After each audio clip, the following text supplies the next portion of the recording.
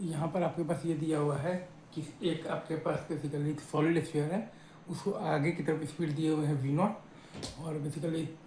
Clockwise sense में angular speed दिए हुए हैं omega naught equal to V naught by 4 है, राइट। और आपके पास सरफेस का coefficient of the kinetic friction दिया हुआ है आपके पास म्यू के है, राइट। तो अगर आप ध्यान दीजिएगा तो बॉटम मोस्ट जो पॉइंट है वो ग्राउंड के रिस्पेक्ट में फॉरवर्ड डायरेक्शन में मूव कर रहा है, क्योंकि सवाल में दिया हुआ है कि V is greater than omega are है। अगेन मैं फिर से बोल रहा हूँ, सवाल में दिया हुआ है कि V is greater than omega are है, तो जो बॉटम मोस्ट जो पॉइंट है वो ग्राउंड के रिस्पेक्ट में बेसिकली फॉरवर्ड डायरेक्शन में मूव कर रहा है, मतलब कि फॉरवर्ड स्लिपिंग है, मतलब कि काइनेटिक फ्रिक्शनल फोर्स जो है वो आपका बैकवर्ड डायरेक्शन में लग रहा है to make v is equal to omega are, right sir, is it true. अगर मैं फिर से बोल रहा हूँ, अगर आप बॉटम मोस्ट पॉइंट पर ध्यान देंगे तो ग्राउंड के रेस्पेक्ट में फॉरवर्ड डायरेक्शन में मूव कर रहा है, क्योंकि v is greater than omega are है, मतलब कि फॉरवर्ड स्लिपिंग है, तो kinetic frictional force backward direction में लग रहा है to make v is equal to omega r, तो right sir, is it true. तो अब इसमें अगर आप ध्यान दीजिएगा ना सर, तो ये चीज़ है कि पॉइंट पी से बेसिकली तो काइनेटिक फ्रिक्शनल फोर्स बेसिकली पास कर रहा है, तो काइनेटिक फ्रिक्शनल फोर्स जो है वो आपका पास कर रहा है पॉइंट पी से, तो पॉइंट पी के अबाउट काइनेटिक फ्रिक्शनल फोर्स का टॉर्क जीरो है, राइट। मतलब कि आप बेसिकली तो पॉइंट पी के अबाउट एंगुलर मोमेंटम कंजर्वेशन आप लगा सकते हैं, ये एक फैक्ट है। तो वही काम हम लोगों ने किया है, तो m into we naught into R और प्लस है हमारे पास 2/5 mr स्क्वायर इंटू है हमारे पास वी नॉट बाई 4r, और ये बराबर है बेसिकली जब प्योर रोलिंग स्टार्ट हो जाएगा तो 7/5 into M into with pure rolling into R. यहाँ से आप मतलब कि आपके पास आ गया है V pure rolling is equal to 11 we naught by 14,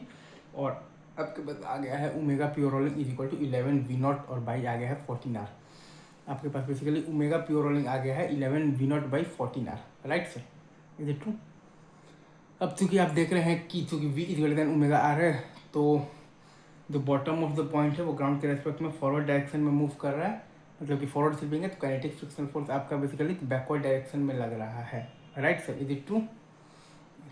to make तो v is equal to omega are, right sir, is it true. तो आप जब तो किसी भी टाइम टी पर जब आप वी लिखिएगा तो वो आ जाएगा आपके पास वी नॉट माइनस आ जाएगा म्यू जी टी, ठीक है, और वो बराबर आएगा आपके पास बेसिकली जब omega at any time T लिखिएगा तो ओमेगा होता है आपके पास अल्फा टी, और अल्फा आता है आपके पास टॉर्क बाई आई, मतलब कि म्यू एम जी आर, और बाई आई आता है आपके पास 2/5 mr square into T alpha T, और प्लस आपके पास इनिशियल जो मतलब कि ओमेगा नॉट है V naught by 4r into R, ठीक है। तो we equal to omega R ये लगा दिए, तो हमारे पास आ गया है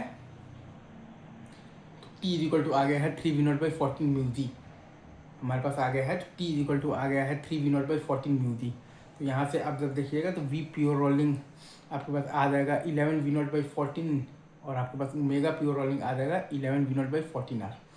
और work done by the kinetic frictional force again वही है 7/10 into M into v pure rolling का होल स्क्वायर, मतलब कि आपके पास आ जाएगा 121/196 इंटू वी नॉट स्क्वायर, और माइनस आ जाएगा आपके पास half m v naught square, और प्लस आ जाएगा हाफ इंटू आई की जगह पर आ जाएगा 2/5 mr स्क्वायर इंटू, अगर आप ध्यान दीजिएगा तो ओमेगा नॉट है आपके पास वी नॉट बाई 4r का होल स्क्वायर, तो वर्क एनर्जी थ्योरम लगा दिए हैं, तो work done by the kinetic frictional force भी आ गया, ठीक है सर। चलिए sir, thank you very much, love you guys.